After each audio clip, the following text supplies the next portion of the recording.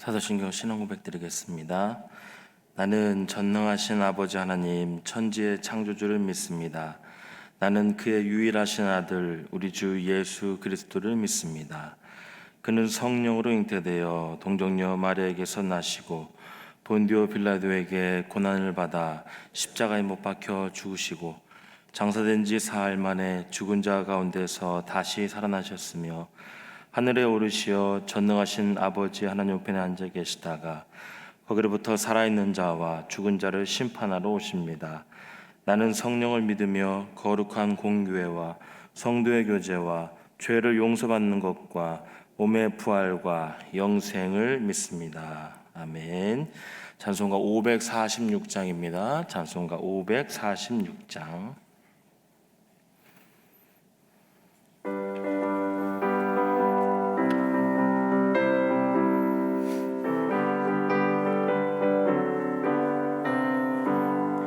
주님 약속하신 말씀 위에서 영원토록 주를 찬송하리라. 소리 높여 주께 영광 돌리며 약속 믿고 굳게 서리라. 굳게 서리 영원하신 말씀 위에 굳게 서리. 굳게 서리 그 말씀 위에 굳게 서리라. 주님 약속하신 말씀 위에서 세상 염려 내게 엄습할 때에 용감하게 힘써 싸워 이기며 약속 믿고 굳게 서리라. 굳게 서리 영원하신 말씀 위에 굳게 서리.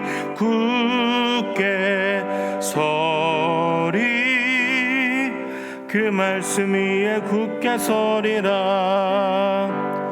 주님 약속하신 말씀 위에서 영원하신 주의 사랑 힘입고 성령으로 힘써 싸워 이기며 약속 믿고 굳게 서리라.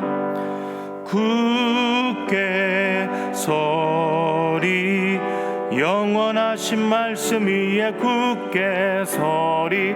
굳게 서리 그 말씀 위에 굳게 서리라. 주님 약속하신 말씀 위에서 성령 인도하는 대로 행하며 주님 품에 항상 안식 얻으며 약속 믿고 굳게 서리라. 굳게 서리 영원하신 말씀 위에 굳게 서리. 굳게 서리 그 말씀 위에 굳게 서리라. 하나님의 말씀 고린도 후서 1장 12절부터 22절까지의 말씀입니다. 고린도 후서 1장 12절에서 22절까지의 말씀, 신약성경 286페이지에 있습니다. 고린도후서 1장 12절에서 22절까지의 말씀 함께 교독으로 보신 후에 마지막으로 함께 합독을 읽겠습니다. 우리가 세상에서 특별히 너희에 대하여 하나님의 거룩함과 진실함으로 행하되 육체의 지혜로 하지 아니하고 하나님의 은혜로 행함은 우리의 양심이 증언하는 바니 이것이 우리의 자랑이라. 오직 너희가 잊고 아는 것 외에 우리가 다른 것을 쓰지 아니하노니 너희가 완전히 알기를 내가 바라는 것은 너희가 우리를 부분적으로 알았으나 우리 주 예수의 날에는 너희가 우리의 자랑이 되고 우리가 너희의 자랑이 되는 그것이라. 내가 이 확신을 가지고 너희로 2번 은혜를 얻기 위하여 먼저 너희에게 이르렀다가 너희를 지나 마게도냐로 갔다가 다시 마게도냐에서 너희에게 가서 너희의 도움으로 유대로 가기를 계획하였으니 이렇게 계획할 때에 어찌 경솔히 하였으리요. 혹 계획하기를 육체를 따라 계획하여 예 하면서 아니라 아니라 하는 일이 내게 있겠느냐. 하나님의 빛이니라. 우리가 너희에게 한 말은 예하고 아니라 함이 없노라. 우리 곧 나와 실루아노와 디모데로 말미암아 너희 가운데 전파된 하나님의 아들 예수 그리스도는 예하고 아니라 함이 되지 아니하였으니 그에게는 예만 되었느니라. 하나님의 약속은 얼마든지 그리스도 안에서 예가 되니 그런즉 그로 말미암아 우리가 아멘하여 하나님께 영광을 돌리게 되느니라. 우리를 너희와 함께 그리스도 안에서 굳건하게 하시고 우리에게 기름을 부으신 이는 하나님이시니 함께 읽겠습니다. 그가 그가 또한 또한 우리에게 인치시고 보증으로 우리 마음에 성령을 주셨느니라. 아멘. 기도하겠습니다. 좋으신 아버지 하나님, 은혜를 감사합니다. 지난 간밤에도 은혜 가운데 저희들을 지켜주시고 또 오늘 이 새벽에도 저희들을 주 앞에 불러주심을 감사합니다. 오늘도 저희들에게 새날 주시고 또 생명 주시고 건강 주셨는데 이 한 날도 주님과 더불어 동행하게 하시고 주를 기쁘시게 하는 한 날 되게 하여 주옵소서. 이 새벽에도 주님을 사모합니다. 말씀과 기도 가운데 저희들을 만나주시고 주의 성령으로 충만케 하여 주옵소서. 주님께 감사의 예물과 또 일천번제 예물 또 구역 예물을 주님께 드립니다. 하나님 아버지, 믿음으로 또 순종으로 감사함으로 드리는 예물을 주님께서 기뻐 받으시고 약속하신 하늘의 복과 땅의 복으로 충만하게 채워 주옵소서. 주의 은혜로 종의 가정들을 형통케 해주시며 그 자녀들을 축복하여 주시옵소서. 예수님의 이름으로 축복하며 기도하옵나이다. 아멘. 이 새벽에도 주의 은혜와 축복이 함께 하시기를 축원합니다. 이 고린도 후서는 서신서입니다. 서신서라는 얘기는 이제 편지라는 뜻이에요. 이제 편지라는 것은 이제 두 사람 사이에 주고받는 얘기가 있는 것이죠. 그러니까 두 사람 사이에 어떤 이제 일이 있고 그 두 사람 사이의 일 내용을 가지고 그것이 전제된 상태에서 편지를 쓰는 거예요. 그래서 이 서신서를 읽을 때 우리가 좀 조심하거나 좀 어려운 부분이 뭐냐면 이 편지를 주고받는 사람 사이에 어떤 일이 있었는지를 잘 모르면 왜 이런 내용을 주고받았는지를 우리가 그 편지만 중간에 탁 봐가지고는 알기가 어려운 부분이 있습니다. 이 고린도 후서가 특히 그렇습니다. 고린도 전서에 비해서 이제 고린도 후서는 조금 더 고린도 교인들과 사도 바울 간에 있었던 얽혔던 여러 가지 일들이 있는데 이제 그것에 대해서 바울이 이제 변호하고 설명하는 내용들이 있습니다. 이제 그러다 보니까 요 사건을 잘 모르면 왜 이런 내용들을 주고받았는지를 우리가 잘 모르게 되고 그러면은 본문을 우리가 잘못 이해할 수 있게 됩니다. 그래서 본문 배경을 조금 더 먼저 설명을 드리고 그 다음에 오늘 말씀을 같이 좀 나누도록 그렇게 하겠습니다.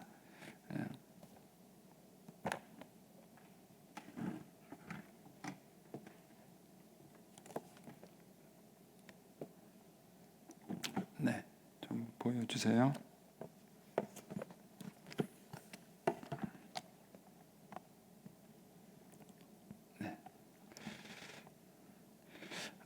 지금 이제 우리가 보고 있는 이제 고린도 교회는 이 부분입니다. 그러니까 이게 지금 지중해라는 거 아시죠? 여기가 이제 유럽이고 여기가 지금 아프리카 지역이고 여기가 지금 우리가 잘 아는 우크라이나 전쟁이 있는 지역이 이 지역입니다.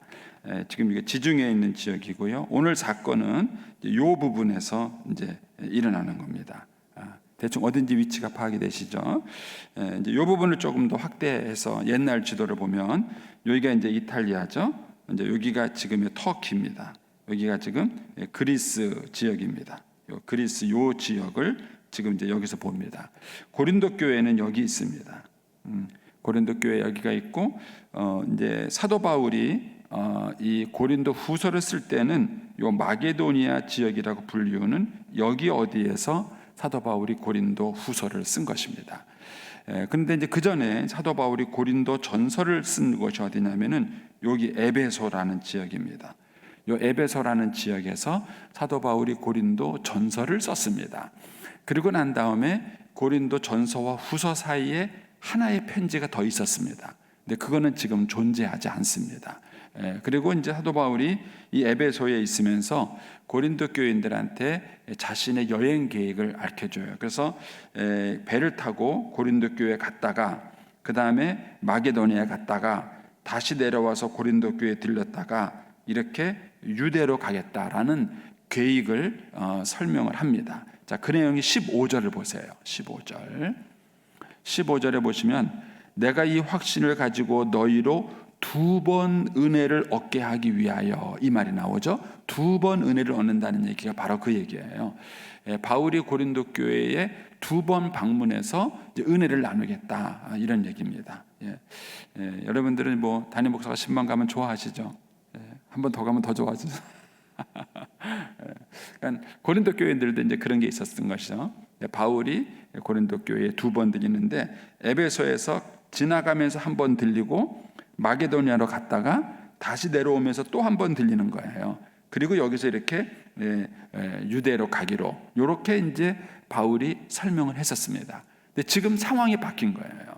근데 이렇게 얘기를 해놓고 바울이 에베소서에서 마게도니아로 갑니다. 마게도니아로 갔다가 거기서 지금 이 편지를 쓰는 거예요. 이 상황이 바뀐 걸 이해하시겠죠? 그러니까 이렇게 해서 원래 계획이 바뀌어서 이 마게도니아로 갔다가 상황이 여기로 바뀌니까 고린도 교인들 사이에서 바울을 비난하는 사람이 생겼습니다. 바울이 약속을 안 지키는 사람이네, 이렇게 이제 비난하는 사람이 생겼고, 여기서 이제 한 걸음 더 나가서 바울이 인간적인 욕심이 있어서 그런 거 아니야. 지금 바울이 이렇게 움직이는 이유 중에 하나가 뭐냐면은 고린도 교인들하고 이 마게도니아 지역과 이 아가야 지역에서 구제 헌금을 걷어서 예루살렘 교회에 전달하려는 목적이 있었습니다.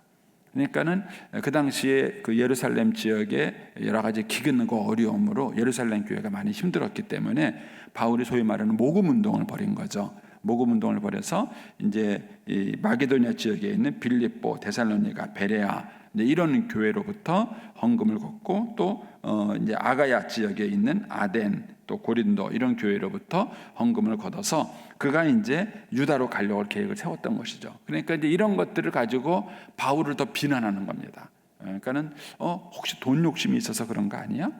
사도 바울이 그런 생각으로 이렇게 바뀌는 게 아니야, 이렇게 말하면서 이제 바울에 대해서 비난하고 공격하는 일이 생긴 것이죠.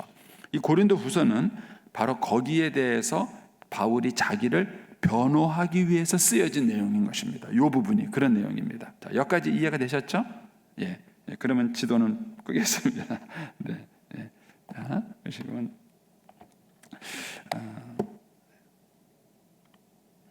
이제 이런 이제 배경을 이제 염두에 두고 제가 이제 오늘 본문을 이제 설명해 나가겠습니다. 여러분, 이제 목회자에게 정말 중요한 것이 뭘까요? 목회자에게 정말 중요한 것. 부부 사이에 정말 중요한 건 뭘까요? 사랑이 아니라 믿음입니다. 믿음. 그래서 많은 젊은이들이 이제 부부 사이에 정말 중요한 것이 사랑인 줄만 아는 거예요. 그래서 연애할 때 뭐냐면요, 사랑하는 사람을 이제 고릅니다. 근데 그 사랑이라는 게 결국은 굉장히 이기적이라서 나한테 잘해주는 사람을 자기를 사랑한다고 생각하는 거예요. 대단한 착각이죠. 그리고 이제 그 사랑이 결혼 후에 이제 변하는 것 때문에 갈등들이 생기죠. 근데 사실은 결혼의 신실함을 유지해주기 위해서 필요한 것은 뭐냐면 사랑보다 믿음입니다. 믿음. 믿음이 없이는 사랑이 잘할 수가 없습니다. 그래서 사실은 젊은이들이 연애할 때 사랑할 만한 사람을 고르는 것도 중요하지만 그보다도 신뢰할 만한 사람을 고르는 게 중요한 거예요. 믿을 만한 사람. 그래서 데이트할 때 사실은 그런 여러 가지 것들을 테스트해 봐야 됩니다. 정말 이 사람이 믿을 만한 사람인가, 신실한 사람인가, 이런 것들을 살펴봐야 되는데 사람들이 그거를 놓치고 있는 것이죠. 그렇다면은 여러분들이 목회자에게 중요한 것은 뭘까요? 목사님 설교를 잘하면 좋죠. 그렇죠? 설교 잘하는 목사님은 여러분들은 아주 훌륭한 목사님이다 생각하는데 그렇지 않습니다. 여러분, 마귀는요, 목회자의 도덕적 그런 순결성을 끊임없이 공격하는 거예요. 장로님들이 왜 필요할까? 사실 교회에서 모든 걸 결정하고 주관하는 사람은 거의 목사가 다 해요. 장로님들은 왜 필요할까? 장로님들은 목회자의 도덕성과 순결성을 지켜주죠. 그래서 재정부가 있는 거예요. 여러분, 개척교회는 재정관리를 누가 할 것 같으세요? 목사가 다 합니다. 돈 몇 푼 되지도 않고 헌금하는 거 다 하고, 그리고 사실은 개척교회는 그 어려울 때면요, 오히려 목사가 자기 돈 내놓는 게 훨씬 더 많아요. 그러다 보니까는요, 개척교회 초창기에는 모든 재정관리를 다 목사가 해요. 근데 계속 그렇게 하면은요, 망합니다. 왜냐하면 객관성이 유지되지 않아요. 그래서 재정을 장로님들이 관리하시는 거예요. 그거를 관리하는 가장 중요한 이유 중에 하나가 뭐냐면은 목회자의 객관성을 증명해 주셔야 하는 거예요. 목회자의 객관성을 증명. 근데 이게 잘못되면은요, 이제 목회자를 비난하는 쪽으로 갈 수 있는 것입니다. 이게 이제 교회가 시험에 드는 거예요. 그래서 모세도 이제 그 신명기에 가서 보면 그런 얘기를 해요. 너희가 지도자들에 대한 비난은 함부로 듣지 마라. 두세 증인의 증인이 없으면은 받아들이지 마라는 얘기를 해요. 그만큼 중요한 문제예요. 자, 제가 아주 새벽부터 이런 얘기를 하니까 또 여러분 분위기가 긴장돼요. 조금 이제 분위기를 바꿔보겠습니다. 여러분, 가정 안에서 아내가 해야 될 중요한 역할 가운데 하나는 뭐냐면은 남편을 보호하는 겁니다. 즉 아버지를 보호하는 거예요.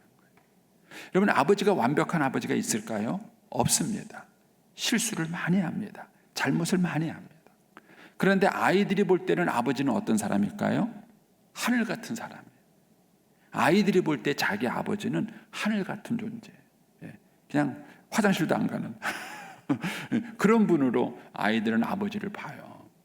그러니까 그 아버지를 존경스럽도록 보호해 주는 것이 아내가 해야 될 중요한 역할 가운데 하나입니다. 아내가 볼 때 자기 남편이 얼마나 부족한 게 많겠어요. 얼마나 허물이 많겠어요. 근데 그럼에도 불구하고 그런 남편을 잘 보호해 주는 거예요. 이전에 제가 요새 자꾸 이름을 자꾸 잊어버려서 그 미국의 이제 그 젊은 대통령 중에서 그 루인스키인가 누구하고 왜 스캔들을 일으켰던 대통령이 있었죠? 이름이 뭐죠? 클린턴이요. 죄송합니다. 클린턴. 그 클린턴 대통령이 그 사건이 있을 때요, 그 사건을 신속하게 마무리했을 것 중에 하나가 뭐냐면은 부인이 남편 편을 들었기 때문입니다. 그 부인이 남편을 옹호하고 나왔어요. 그렇다고 없는 것을 있는 것을 없다 이렇게 말한 게 아니에요. 있는 것을 없다 이렇게 말한 것이 아니라 그 클린턴 부인이 자기 남편을 비난하지 않고 그대로 수용하고 보호를 했습니다. 그래서 그 사건이 생각보다 아주 신속하게 정리가 된 것입니다.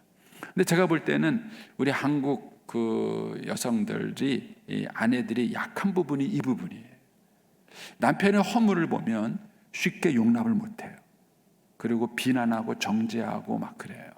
얘기는 맞아요. 틀린 얘기는 아니에요. 맞는 얘기예요. 사실은 맞아요. 그런데 문제는 그것 때문에 아이들이 아버지를 잃어버린다는 겁니다. 존경할 만한 아버지를 잃어버리는 거예요. 여러분, 아이들이 아버지를 잃어버리면 권위자를 잃어버리는 겁니다. 권위자를 잃어버리면요, 아이들이 보호를 받을 수 없어요. 그러니까는 내가 어렵고 힘들 때 아버지를 의지하고 아버지를 상담하고 아버지의 도움을 받아야 되는데 그 아버지를 없애는 것입니다. 그렇죠? 근데 이와 똑같은 현상이 교회 안에서 일어나는 것이에요. 이게 목회자에 대한 비난이에요. 그래서 이 목회자에 대한 비난이 가장 나쁜 거예요. 왜냐하면 목사가 도덕성과 순결성을 잊어버리게 되면 목사의 설교를 누구도 믿을 수 없습니다. 목사의 설교를 누구도 들을 수 없어요. 그러면은 성도들의 영적 양식을 누구에게 공급받을까요? 누구에게도 공급받을 수 없어요. 이런 얘기는 목사의 책임이 없느냐? 그건 또 아니에요. 목사는 목사로서의 책임이 있어요. 그러니까는 어떤 일이든지 간에 목사가 도덕성과 그 순결성을 지키기 위해서 끊임없는 자기 싸움을 해야 돼요. 이게 이제 목사로서 굉장히 중요해요. 제가 나이가 들어갈수록 더 어려운 게 그거더라고요. 예? 오늘 우리 박지원 목사님 사회 보셨는데, 박지원 목사님이 바람을 폈다 하는 거하고 고성래 목사가 바람을 폈다는 거는 강도가 다릅니다.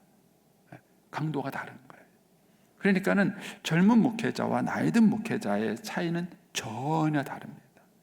그래서 제가 나이가 들어가면 들어갈수록 점점 더 어려운 부분이 이 부분인 거예요. 자, 여기까지 이해하시겠죠? 자, 그러면 이제 이런 백그라운드를 가지고 오늘 본문을 보십시오. 12절에 보시면 우리는 이제 바울, 디모데, 실루아노를 말하는 거예요. 우리가 세상에서 특별히 너희에 대하여, 고린도 교인들에 대하여 사도 바울이 아주 조심한 게 있었어요. 그게 뭐냐면은 하나님의 거룩함과 진실함으로 행했다는 거예요. 그러니까 바울이 세상에 대해서도 그렇게 살았지만 고린도 교인들에 대해서도 거룩함과 진실함으로 행하려고 끊임없이 노력을 한 거예요. 끊임없이 노력을 했고, 이것이 12절 끝부분에 가면 뭐라고 되어 있죠? 이것이 우리의 뭐라고요? 자랑이다, 자부심이다, 이렇게 말했어요. 그러니까 바울은 고린도 교인들에게 영적으로 거룩하고 진실한 목회자가 되려고 끊임없는 노력을 했어요. 제가 이 뒤에 가서 다른 걸 또 이제 나오게 됩니다. 바울이 또 어떤 노력을 했는지 뒤에 가서 나오게 되는데, 이제 바울이 이제 거룩함과 진실한 목회자가 되려고 끊임없이 노력을 했고, 이것이 바울에게도 자랑거리예요. 내가 자랑할 게 있다면 내가 너희들에게 이렇게 진실함과 거룩함으로 행했다, 이렇게 얘기를 하는 거예요. 그런데 이것이 비난받은 거예요. 바울이 여행 계획을 바꿨다는 이유로 이렇게 아래에서 올라가기로 했는데 위에서 내려오면서 여행 계획을 바꿨다는 이걸 가지고 이제 일부 사람들이 바울을 비난하는 거예요. 바울 믿을 수 없다, 바울 거짓말쟁이다, 이렇게 이제 바울을 비난한 것입니다. 여기에 대해서 바울이 얘기를 하는 거예요. 자, 그러면서 다시 12절 보십시오. 우리가 세상에서 특별히 너희에 대하여 하나님의 거룩함과 진실함으로 행하되, 그다음 뭐가 나옵니까? 육체의 지혜로 하지 아니하고, 인간적인 아이디어나 생각이나 지혜로 안 했다는 거예요. 뭐로 했느냐? 하나님의 은혜로 행했다. 이 얘기는 바울이 여행 계획을 하나를 짜든 무슨 일을 하든지 간에 항상 바울은 하나님의 뜻을 물은 거예요. 하나님, 내가 어떻게 하기를 원합니까? 하나님, 내가 무엇을 하면서 살기를 원할까요? 이렇게 물으면서 했다는 거예요. 그러니까 인간적인 생각으로 이렇게 하면 더 좋겠지, 저렇게 하면 더 좋겠지, 이런 생각으로 하지 않았다는 거예요. 근데 바울이 이제 그 진실성을 얘기를 하는 것이죠. 그러면서 이제 12절, 13절이요. 오직 너희가 읽고 아는 것 외에 우리가 다른 것은 쓰지 않는다. 그러니까 한마디로 말하면 너희가 읽고 아는 것이 전부다, 그 이상도 그 이하도 아니다, 나는 너희들이 알고 있는 그대로다, 이렇게 말을 하는 거예요. 그런데 바울을 비난하는 사람들은 아니다, 그거 말고 바울이 뭔가 이중적인 인격이 있고 숨기는 게 있다, 이렇게 이제 얘기하는 것이죠. 거기에 대해서 바울이 이렇게 말합니다. 오직 너희가 13절, 오직 너희가 읽고 아는 것 외에 우리가 다른 것을 쓰지 않으니 너희가 완전히 알기를 내가 바란다. 이 완전히 알기라는 얘기 무슨 얘기냐면은 14절을 보셔야 돼요. 14절에 너희가 우리를 어떻게 알았다? 부분적으로 알은 거예요. 그러니까는 상대방을 부분적으로 알고 어떤 한 부분만 봤기 때문에 오해가 생긴 것이죠. 편파심이 생긴 겁니다. 사실 많은 갈등이 이 문제예요. 특히 부부 갈등도 마찬가지예요. 부부가 서로 대화하고 얘기를 하면은 상대방이 왜 그렇게 행동을 했는지를 이해할 수 있어요. 근데 상대방을 부분적으로 아는 거예요. 자기 생각으로 아는 거예요. 그리고 상대방을 판단하는 거예요. 제가 이제 저희 어머님 모시고 있을 때에 아내와의 갈등을 얘기했지만, 아내도 나름대로 깊이 생각하고 자기 나름대로 생각하고 저희 어머님을 대한 거예요. 그런데 저는 제 생각으로 아내를 보고 판단해서는 당신이 그렇게 할 수 있느냐라고 비난하는 거예요. 그래서 이것이 인간이 가지고 있는 한계예요. 우리가 온전한 지식을 갖고 있지 않고 부분적으로 갖고 있는 지식 때문에 상대방을 오해하고 비난할 때가 많은 거예요. 근데 우리가 자신이 생각을 갖고 있는 것이 부분적인 지식이라는 생각을 하지 않아요. 이것 때문에 이제 오해가 생기는 것이죠. 그러면서 이제 14절 보시면 이렇게 말합니다.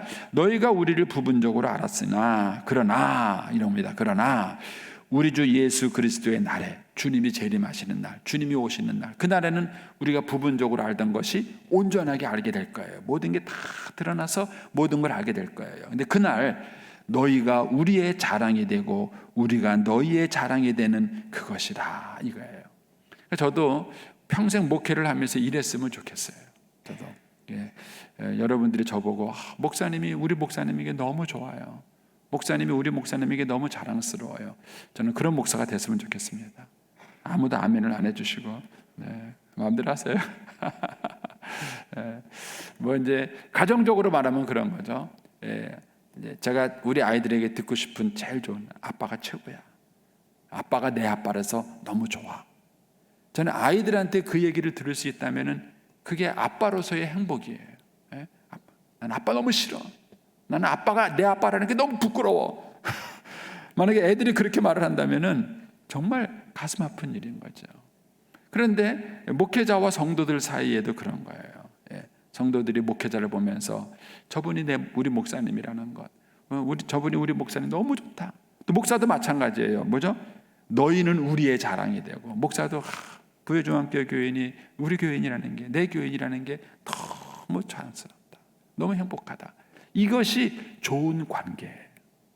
이것이 좋은 관계인데 이것이 부정적으로 되어지면은 바뀌는 거예요. 저 사람이 우리 목사님 너무 싫고, 나도 이 교인들 너무 꼴보기 싫고, 나는 당신들이 우리 교인에게, 내 교인에게 너무 창피하고 이런 게 뭐죠? 잘못된 관계인 거예요. 그러니까 바울이 지금 얘기하는 건 그거예요. 너희는 우리의 자랑이 되고 우리는 너희의 자랑이 되는 거예요. 언제? 주님이 재림하시는 날, 하나님 앞에 갔을 때, 그때 모든 진실이 드러나고 모든 숨겨졌던 것들이 다 드러났을 때, 이분이 우리 목사님이었다는 게 너무 좋고, 이분이 우리 교인이었다는 게 너무 좋은 것, 이런 관계가 좋은 관계라는 거예요. 이런 얘기를 하면서 그 다음에 이제 15절 얘기를 하는 겁니다. 내가 이 확신을 가지고, 이 확신이 뭐예요? 바로 너희는 우리의 자랑이 되고 우리는 너희의 자랑이 되는 이 확신이에요. 이 확신을 가지고 너희로 2번 은혜를 얻게 하기 위하여 먼저 너희에게 이르렀다가 너희를 지나서 마게도냐로 갔다가, 아까 제가 설명한 거죠. 마게도냐에서 너희에게 다시 갔다가 그 다음에 너희의 도움을 받아가지고 유대로 가기로 계획하였으니, 이전에 그렇게 계획을 했다는 거예요. 그러니까는 바울이 이런 계획을 세울 때에는 진실함을 가지고 이런 계획을 세웠다는 거예요. 거짓으로 하지 않았다, 이 얘기를 하는 것입니다. 그러면서 17절에 이렇게 계획할 때에 어찌 경솔하게 했겠느냐, 이런 계획을 내가 함부로 세웠겠느냐, 그런 겁니다. 혹 계획할 길을 육체를 따라서 계획해. 여기서 육체라는 것은 인간적인 지혜, 인간적인 생각, 그런 걸 말하는 거예요. 내가 육체를 따라서 계획하면서 하는 얘기는요, 글로 가겠다, 계획한 대로 하겠다, 이런 뜻이고, 아니요 하라는 얘기는 나 계획한 대로 안 하겠다, 이런 뜻이에요. 그러니까 계획에 대해 하면서 아니라 하는, 즉 겉으로는 그러면서 속으로는 아니요 하는 이런 이중인격을 가지고 했겠느냐, 그런 건 아니라는 거예요. 내가 너희들에게 진실한 마음으로 이 일을 했다는 거예요. 그런데 지금 내가 그 계획을 어쩔 수 없이 바꿨다는 거예요. 왜 바꿨는지는 이제 내일 아침에 우리가 묵상할 때 나옵니다. 그러니까는 바울이 이런 진실한 얘기를 하는 것입니다. 그러면서 18절에 하나님은 미쁘시니 우리가 너희에게 한 말은 하고 아니요 함이 없느니라. 그래서 이제 18절부터 22절까지의 내용은 뭐냐 하면은, 하나님은 언제든지 신실하신 하나님이에요. 늘 믿을 만한 하나님이세요. 나는 그 하나님의 부르심을 받고 그 하나님을 믿고 따르는 사람이니까 나도 뭐예요? 믿을 만한 사람이 되기 위해서, 신실한 사람이 되기 위해서 수고하고 있다. 이런 얘기가 이제 18절부터 22절까지의 내용의 요약들입니다. 자, 대충 내용을 이해하시겠죠? 이제 이게 이제 오늘 아침 본문의 말씀의 흐름입니다. 따라서 이 말씀 속에서 우리가 아주 중요한 것이 있어요. 이제 직접적으로는 이제 목회자인 제가 여러분들에게 정말 믿을 만한 목회자가 되는 거예요. 그런데 저는 믿을 만한 목회자가 아닙니다. 왜 그럴까요? 인간이기 때문에. 나약한 인간이기 때문에 언제든지 넘어질 수 있고 또 실수할 수 있고 잘못할 수 있는 거예요. 근데 그럼에도 불구하고 제가 좋은 목사가 되려고 한다 그러면은 끊임없는 자기 싸움을 통해서 성도들이 믿고 존경할 만한 목사가 되도록 노력을 하는 거예요. 이게 제가 목사로서 제 직분을 잘 감당하는, 제 역할을 잘 감당하는 일이고, 또 여러분이 저를 위해서 기도해 줄 때에도 그렇게 기도해 줘요. 저뿐만 아니라 우리 목사님들을 위해서 여러분들이 기도해 줄 때, 목사님들이 여러 가지 자기 싸움에서 자기 관리를 잘 하셔서 정말 성도들이 믿고 따를 수 있는, 존경할 수 있는 그런 목회자가 되게 해달라고 기도하셔야 됩니다. 왜냐하면 그런 목회자를 갖는 것이 행복이기 때문에 그런 것이죠. 또 교인들 안에서도 그런 거예요. 이런 일들이 지도자들에 대한 비난이나 이런 것을 함부로 입에 담으면서는 안 되는 거예요. 그렇다고 목사가 잘못하는데 가만히 있으라 그런 얘기는 아니에요. 그런 건 아니지만 그런 것들을 그냥 이번에 근거도 없는 얘기를 뭐라더라 어쩌다더라 이런 얘기를 하면서 함부로 목회자나 또 교회의 지도자들을 비난하는 거는요, 교회를 무너뜨리는 행동이에요. 교회를 무너뜨리는 행동입니다. 이거는 굉장히 영적으로 큰 범죄예요. 근데 이거를 이제 제가 이제 다르게 또 표현을 하면, 가정 안에서 부모가 그 자식을 그렇게 사랑하면서도 남편을 비난해요. 잘못하고 있는 거예요. 잘못하고 있는 겁니다. 차라리 자식한테 조금 덜하고 남편한테 잘하세요. 그게 정말 자식을 사랑하는 길이에요. 제가 누누이 말씀드리지만 손자 손녀가 이쁘세요? 그러면 손자 손녀의 엄마인 며느리를 사랑해 주는 거예요. 그게 손자 손녀를 사랑하는 거예요. 근데 이 원리를 잊어버리면 자꾸 실수하는 거예요. 인간적인 방법으로 열심히 하는 것 같지만 그러나 사실은 그 기초를 무너뜨리는 역할을 하는 것입니다. 바울이 지금 고린도 교인들을 향해서 그런 얘기를 하고 있는 겁니다. 고린도 교회 안에 바울을 비난하는 사람들이 있었고 그것에 대해서 바울이 이렇게 자기를 변호하는 거예요. 근데 바울이 이렇게 변호하는 이유는 자기 자신 때문이 아니에요. 내가 훌륭한 사람이다 이 얘기를 하기 위해서 자기 변호를 하는 게 아니에요. 왜 이거를 변호하냐면은 바울이 부정당하면 바울이 전한 메시지가 부정당하기 때문에 이게 문제인 거예요. 뭐 개인이 비난당하는 게 뭐가 그렇게 대단하겠어요. 근데 문제는 바울이 전한 복음까지도 부정이 되는 거예요. 이것이 가장 큰 문제인 거예요. 그래서 바울이 자기를 변호하고 있는 것입니다. 그거는 자기가 전한 그 복음의 신실성 때문에 그런 것입니다. 그래서 저와 여러분이 이런 영적인 원인을 잘 묵상을 한번 하시고 오늘 한 날도 주님과 동행하시기를 축복합니다. 기도하겠습니다.